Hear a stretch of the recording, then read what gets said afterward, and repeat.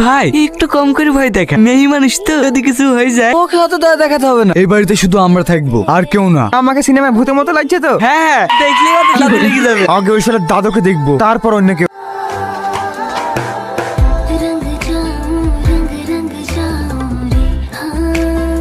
কি রে এত তাড়াতাড়ি চলে আসলি যে? শাহিদ, এই শাহিদ, এই তো দেখছি বিশাল জ্বর, একসাথে একই বাড়িতে দুজনের জ্বর, তাও বা কাল রাত থেকে। ব্যাপারটা বেশ আজব। একই সাথে দুজনের মানে এই বাড়িতে আবার কাজ জ্বর হইলো? তাছাড়াও তো কাল রাত থেকে একই ভাবে জ্বর, ওনার ট্রিটমেন্ট করেই তো তোমাদের এখানে আসলাম। তার মানে কালকে রাতে শায়দ ভূত দেখেনি।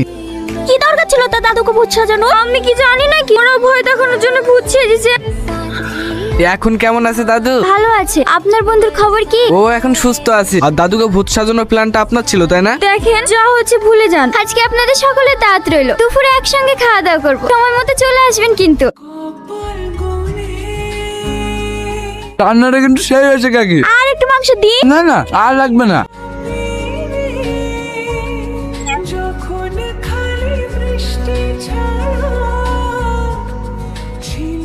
এইভাবে কষ্ট দেওয়ার থেকে বিষ খাই মেরে দিলেই পারতো। আমরা আর থাকবো না এই বাড়িতে, আজকে চলে যাবো। এতদিন আমরা মজা করেছি, কিন্তু আজকে ওরা আমাদের বিশ্বাস নিয়ে মজা করেছে। যা ব্যাটিং করতে আছে সব গুছিলে, থাকবো না এই বাড়িতে।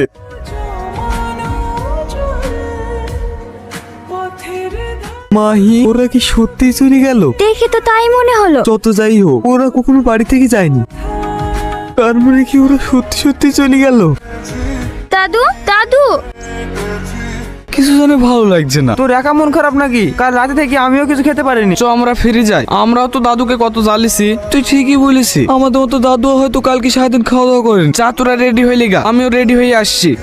চলেন দাদু, খেলেন গা। আর কতক্ষণ এভাবে মন খারাপ করে বসে থাকবেন বলেন?